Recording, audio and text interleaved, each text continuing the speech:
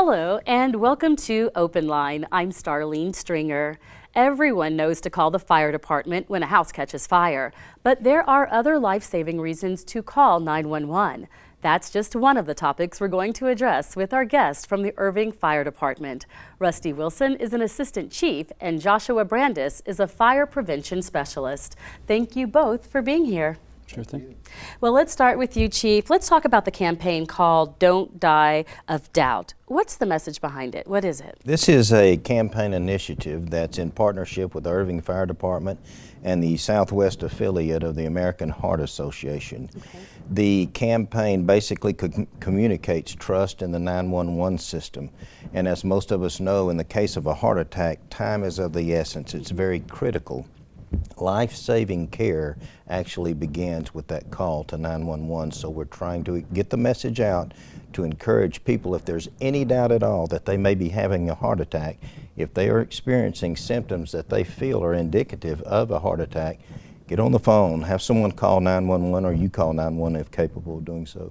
Well, let's talk about some of those symptoms because people may not know. They might think, well, I'm not sure if it is a symptom of a heart attack I'm having. So can you explain some of those? Describe? Anytime there might be upper body pain, particularly to the neck or jaw, if there's a cold sweat, you break out in a cold sweat, you have some kind of discomfort or shortness of breath, you have nausea or lightheadedness. Again, if there's any doubt, you call 911 so that we can initiate a response immediately. Very important. We had that on the screen so that people could see it as you were talking about it because they need to know, because I'm sure there are a lot of people who think, you know, this is nothing, and then it winds up being something very serious. You probably experienced that before. Absolutely, and it's critical, particularly for Irving, that we get this message out. And by the way, this campaign is allowed because of funding through the W.W. Caruth Foundation, so our thanks, of course, to them. But if people will call for an EMS response through the 911 system, then they are likely to save enough time, maybe even up to an hour, in the overall time that they are treated. So if someone is experiencing symptoms, if they can make the call to 911, that life-saving care, again, will begin at that time because there are trained dispatchers in that 911 system that can assess, make a basic assessment of them and certainly get us started en route to that location.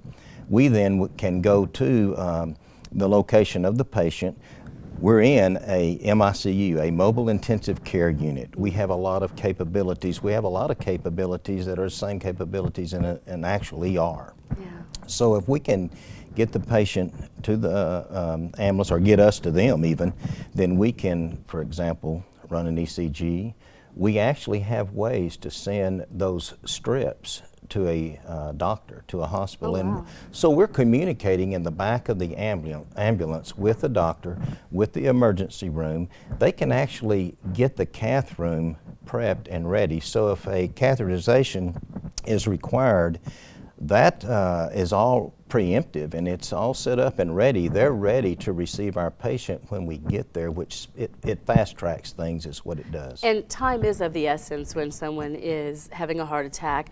And so with that being said, what would you say to those out there who are like, well, I'll just wait, maybe these symptoms will pass, or I don't want to bother them by calling 911? You know, they can call 911, we can come out and take a look at them. We can always turn around and go back to the station. It's really not a big deal. What we want to do is we want to help people. It's much, much better, again, not to die of doubt. Too many people doubt and they hesitate to call, and that's what causes a problem. A couple of things that are really important to get out here to our citizens in Irving is, got a couple of stats here. Sure. Irving has the lowest rate of those who are actually experiencing heart attacks and fail to call for EMS response.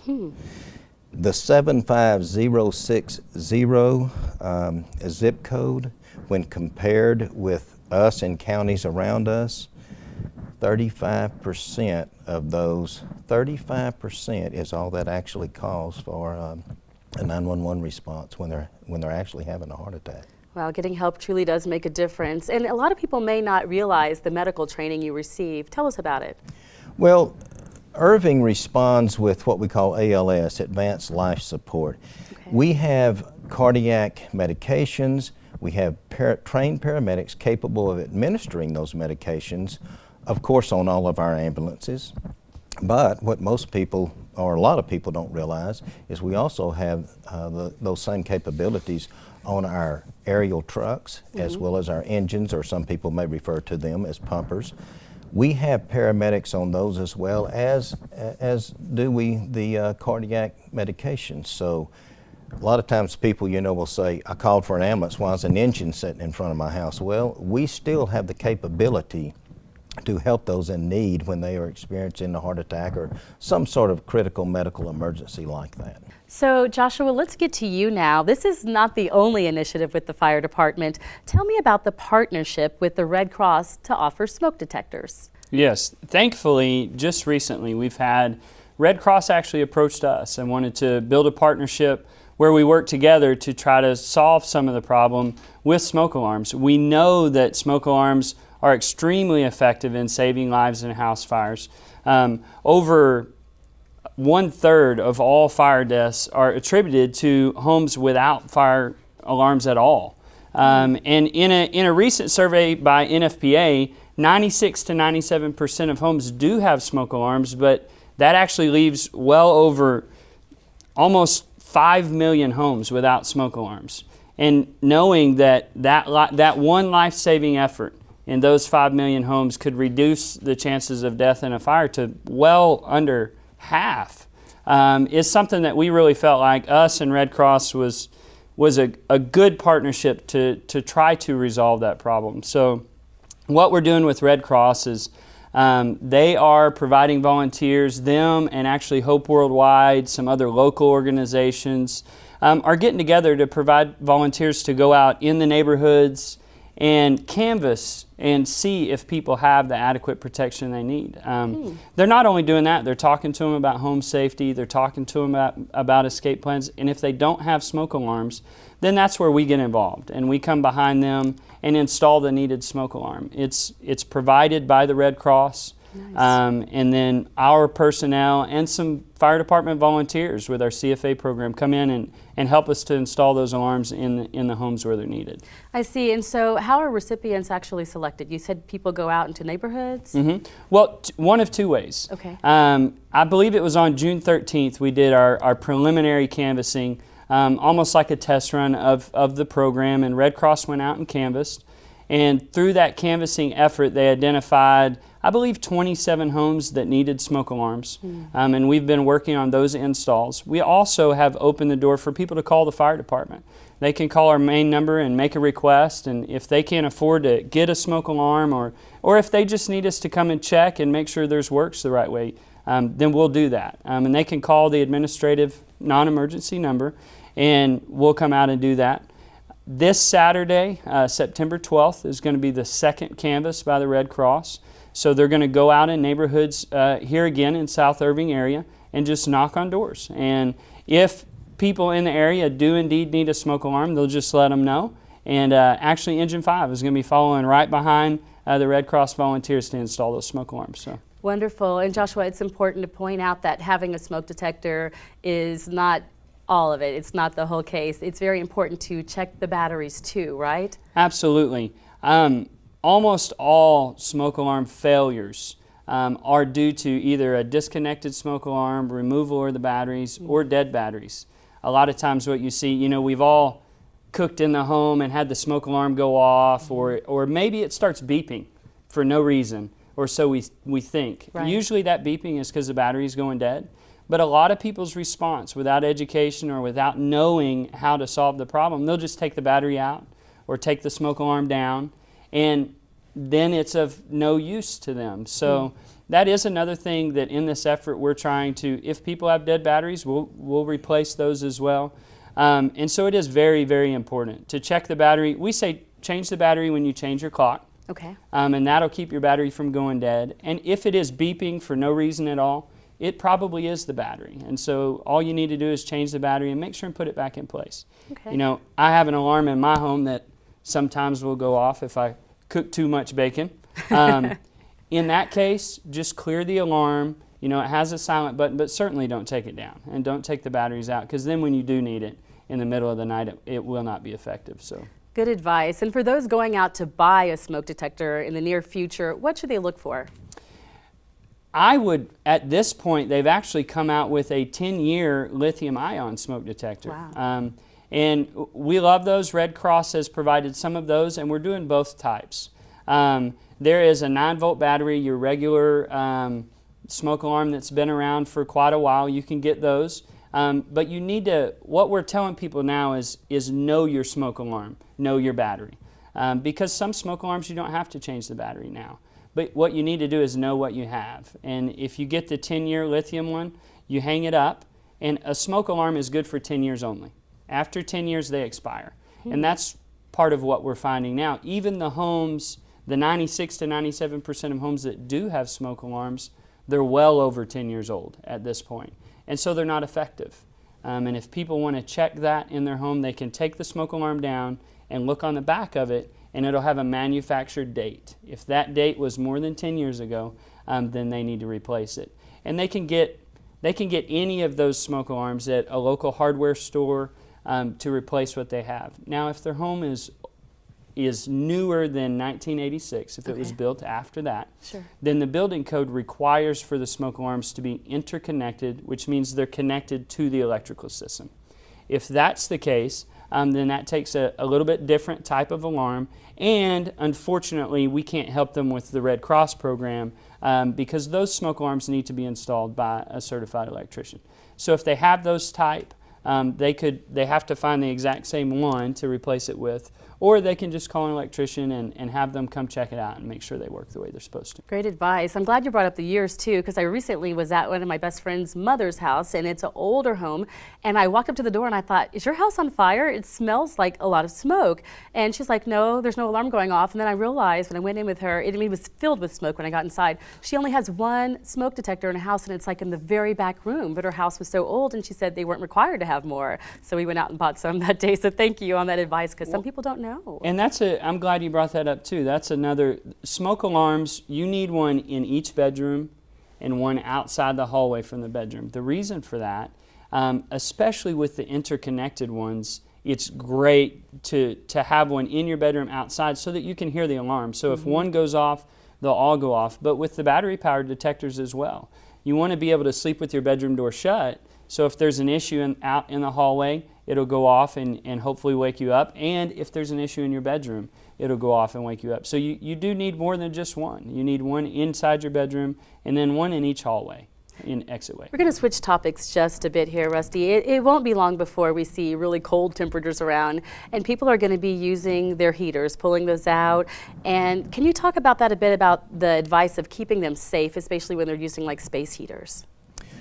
Space heaters can be a problem, and especially you want to be aware of certain things and let common sense dictate that, but certainly you want to be aware of loose clothing you might be wearing. Do not wear like gowns or long sleeve, loose fitting clothes around a space heater. That can be a problem. Make sure there's distance between you and that space heater. If you're leaving the room, turn the heater off. Don't leave it unaccompanied by you or anyone else that's not in that room. And there's definitely prevention principles that you want to take with those space heaters. And I'll throw that question to Josh, too, being a fire prevention specialist. I'm just willing to bet he probably has something to say about that subject. I bet he does. Absolutely. One of the biggest things is the space that Chief Wilson talked about. You see people put those heaters kind of under the window. Maybe that's where the cold draft is coming in. Anytime it's close to drapes, close to bedding, you'll see people maybe even put their blanket on top of it so that they can get the heat under the blanket with them. And anything combustible next to that heater is a major concern. And they all have a UL listing on them that'll tell you exactly that, to keep at least 3 feet away from any combustible material. And you want to make sure the type of heater you use. You know, I think it can be understandable and that sometimes people get cold and they manufacture those heaters for that reason, but there's safer versions that you could definitely use. The ones that have the tip over sensor, if they tip over, they'll shut off. And age is a factor too. You want to make sure your heater's not so old that it doesn't function with the safeties that it's supposed to. They come with overheat sensors or shut off that are tested by UL, which is Universal Laboratories, that test all these things and make sure they're safe. So if the equipment is so old that it's not functioning correctly, it doesn't shut off the way that it needs to or when it should. So that's always a concern. With some good information added. Chief Wilson, I do want to come back to you because I want to find out what are some of the common causes of house fires? Well, I would say the big cause is cooking fires. People will leave a skillet or a pot on the stove. They'll leave it unattended, and of course it's unintentional, but they'll leave it unattended. They may leave the room for just a moment, come back in not thinking much of that. That causes a big problem. We see a lot of cooking fires. And of course, we have to be careful as winter approaches and the cold weather starts, then there's other causes as well, but cooking fires are definitely right way up there. Wonderful. And I'm going to come back to you now, Joshua, with another question because I know you are involved with the Citizens Fire Academy. Tell us about that. Our CFA program is a great program. I really believe that it's one of the best programs that we have for the citizens to come and learn and understand what the fire department has to offer. And the Citizens Fire Academy program is a program we started approximately 10 years ago. And it's an opportunity for any citizen or anyone that works in Irving to come for 9 weeks and just learn about the fire department. The great thing about the program is that we give them the chance to get as much hands-on as possible. I let them put on fire gear. I let them go through the maze and see what it's like when firemen go into a house and can't see. Yeah, we're looking at some of that video now. It's yeah, awesome. Right. Yeah. This is some of the training video that we have. This is a CFA class right here in the maze that we have. And don't give too many of my secrets away. They're not supposed to know where they're going, and that's the scary part. What we don't realize is that these firemen go into a smoky environment, into a smoky house, and most of the time can't see a foot in front of their face. And what this does for the citizens is it really helps them to see what the firemen are willing to do for them. And it has really bridged the gap between the citizens and the firemen at the station and helped them to see that we really are here to help. I've even had some family members of firemen come out, and some mothers and some dads, and they're like, oh, I can't believe that my son wears this stuff and this gear. And beyond all of that stuff, I have told every time we start a class, I tell the people in the class that my favorite part about the class is that it's a chance for us to open up our doors and welcome them into our family and see what fire department life is all about. I tell people all the time, I joined the fire department because it gave me the chance to be a part of something way bigger than myself. Wow. And there's no way that the difference that firemen make and paramedics and police officers and all of those public servants around the country, there's no way that one individual could do that. And it really is a brotherhood, and it's fun to open up our doors and let the citizens come in and see what that's like. And they climb the ladder and right, it's really cool to see that it's hands-on and it's not just sitting in a classroom and saying, this is what we do, here's a video of it. They're actually doing it. So I'm sure a lot of people are motivated and excited now, and they want to know, how do they sign up? Yeah, you know, when firemen were young, our favorite subject was show and tell. So that's really what this is a bunch of show and tell. And if they go on our city website, they can sign up for the Citizens Fire Academy program. I believe it's under the fire page and under the I would want to link, and you can click on sign up for CFA. Okay. And they fill out an application online, and it comes straight to our desk where we can process that application. Awesome. Thank you for telling us that. And we had the website up there on the screen, so hopefully folks will be getting in touch with you soon. Chief Wilson, back to you now, because there's something else that's really exciting that y'all are involved with, and that's Special Olympics. Tell me how the department's involved. We've been involved with Special Olympics for several years now, and one of the big things that we do, by policy rule, Special Olympics requires that there be first aid standby at all of their venues before competitions start. Particularly the state games is where we really are spotlighted, because we go out to UTA Arlington Stadium, Maverick Stadium, and it's every Memorial Day weekend. So Memorial Day of every year, we will have Thursday evening all day Friday, all day Saturday, and into Sunday afternoon state competitions with athletes from all over the state of Texas, totaling about 3,500 to 4,000. Wow. And some past firefighter citizens, fire department members actually participate and help you out? They will help us out logistically as far as transporting those medics around, because when we're coordinating that medical coverage, we're all over that campus. Busy, so they're on golf carts transporting those medics around to those different venues. We then provide that first aid standby so they can have their competitions. It's a great, great time. Sounds like it. And Joshua, I want to come back to you because I know there's other ways you reach out to the community too. You go and reach out in different ways, including working with third graders. Can you tell me about that special lesson? Yes, ma'am. That's probably one of my favorite programs. It's probably one of the most difficult programs we do, but at the end of the day, it is absolutely one of the most rewarding. We have a program called the Fire Safety House, and we take our Fire Safety House to the elementary schools, and we set up outside, and we stay there all day long. And we invite groups of third graders into the Fire Safety House, and what the teachers will schedule it out to where we have about 20 participants at a time.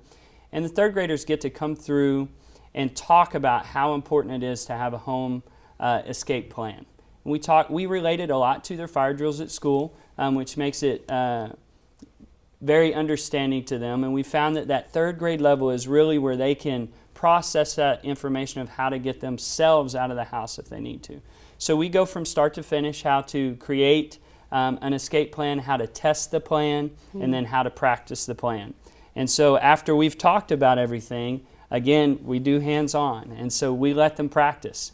Our fire safety house is kind of an RV trailer, and it's set up like a bedroom, and we have the opportunity to use fake smoke, and we make the smoke alarms go off, and there's a little smoke in the air, so they crawl low and they get to feel the door that's actually hot, and so then they turn and they go out the window, and then once they're outside, we talk about the importance of staying outside, and they get to call 911. And they get to pick up a phone and actually practice and have someone else on the other end of the line to give their address and their name and what their emergency is. And it's something that sticks with those students forever. One of the best parts to me is then they take all that home. They take it home to their family. And I have a young child at home as well. And he came home last year, and the fire department in the town he goes to came through and did a similar program. And he came home and made me do an escape plan. And so I know that those programs are so valuable, and they affect more than just our third graders, but we love taking it to all the schools. Yeah, and speaking of more than third graders, you also have a program for sixth graders and high schoolers too? Tell us about those. Our sixth grade program focuses on fire extinguishers. Because what you see in the middle school level is all of a sudden the students are advancing and they're doing a lot more science experiments. And they start to do some experiments that may be a little bit dangerous. And so we take the opportunity to talk to them about fire in a scientific way. And I talk to them about fire science and what's called a fire triangle and what makes fire, and answer some of the questions like, why does water put out fire? Because it takes away the heat. And then I'm able to show them how a fire extinguisher does that. It removes the heat and the oxygen from a fire, and then we teach them how to use it. And again, as much hands-on as possible, we have a system where we're able to set it up in the classroom and let every single sixth grade student in Irving schools put their hands on an extinguisher and practice with actually using it. Wow, now, that's it's a simulated environment, but they love it because it's just like a video game. And what about the high schoolers? In the high schools, we've been striving to put together a good program, and I actually have a meeting with one of the head physical education. What we have found out is that the state of Texas actually requires all high school students to be trained in CPR. And that training has been done in a, I believe, an online manner. And so we're going to try to partner with the school and go in and provide CPR training to all high school students before they graduate. That program hasn't gotten off the ground yet, but it's something I'm very excited about. I know our EMS chief is very excited about, and so we're working on that right now and getting that program going so that we can see all students trained in CPR. We've found that the leading cause for CPR survival is early onset CPR. Really? And so if our citizens can be trained in how to do CPR, it really begins to make a huge difference. Very interesting. Thank you, Joshua. And speaking of findings. You talked a little bit about some of the common causes of fires, but now I want to talk about some of the common medical calls you receive. What are they? Oh gosh, there's so actually the bulk of our calls are EMS related, and they range from anything from motor vehicle accidents, trauma related calls, to medical emergencies for sick or injured. A lot of times it is an injured person where there's been an injury that occurred on a particular location. So there's a plethora of different things that but overall, EMS is by far the bulk of our calls. Interesting. And Chief Wilson, we're almost out of time, but I want to know if someone's calling 911, they need help, what kind of questions should they be prepared to answer? What happens is we have a 911 electronic template, and we're asking particular questions that we need to get answered very quickly. First of all, the reason for their call so that we can identify the need immediately. We also are asking them the name of the caller, the location to verify and confirm the location they're calling from, things that we're plugging into that system. A lot of times people will get frustrated and say, but get me help, I don't need to answer. Right. Well, we're already sending someone. Just because that dispatcher's still getting that needed information doesn't mean that there aren't already units en route to that location. That's good advice and good information for people to know so they don't panic if they have to call 911. It's a very efficient system. Stay calm. One more thing before we go. I want you to talk to us about supplies for success. Okay, and I'm going to plug this while I can. Okay, do it. Find us on Facebook. I put a lot of these different things on our Facebook. wonderful. Just search the Irving Fire Department. We do have a Facebook page. I try to keep that updated. Also, we're on Twitter, and our handle is Irving_fire. And yes, Supplies for Success was one big event we had this year. This was in partnership with private, nonprofit, and faith-based organizations and entities throughout the city. And during this time, we used the month of July and up through the first week of August to collect school supplies. Then we stuffed those supplies in backpacks, and on August the 15th, by invitation, there were several needy families that we were able to target because we were working in partnership with Irving ISD. So we were able to identify those families, and those children, they were able to come then to Irving High School, get their backpacks, and get the needed supplies to them. As a result of that, we handed out 4,000 backpacks with those school supplies. We also were able to provide 300 plus free vision screenings courtesy of the Irving Noonday Lions Club with the help from Irving ISD nurses, and we did 300 plus free dental screenings by Children's Dental Center of Irving and Baylor College of Dentistry. Also, we're able to provide snacks through the Irving ISD food services, so they just had all kinds of benefits from that. It was a great, great time. Sounds wonderful. And I know something else wonderful coming up very soon, Joshua, and that, of course, is Christmas. Can you talk about some safety tips people need to keep in mind when it comes to trees and cooking and all the stuff we do, candles? The main thing we do at Christmas is we bring a lot of extra hazards into our home. And so we just need to be aware of what we're bringing in. And you hit on a lot of them. Trees is one of them. Most artificial trees have a fire rating, so you just need to make sure and look for that. Okay. Your live trees, make sure and keep good, fresh green trees. A green tree is really not a fire hazard, but you need to make sure it stays that way. So when you buy that tree, make sure it's fresh. Make sure the needles don't break or they're hard to pull off. Make sure that it's still sappy in the trunk, and then keep it watered when you get it in your house. There you go. So not just making sure the tree looks good, but that it's actually safe is very important. The safety is probably more important. Thank you all so much for the tips and advice and helping to keep us safe. We really appreciate you being here. Thank you. Appreciate the opportunity. You're welcome. And thank you for watching. I'm Starlene Stringer. Please be sure to join us on Thursday, October 8th at 1:30 p.m. for our next edition of Open Line. Our guest will be from the new Parkland Hospital, and we'll learn about some of the features of the huge building and talk about Parkland's clinic in Irving. Email questions to ictn@cityofirving.org, and we'll get them answered on our next show. We'll see you then.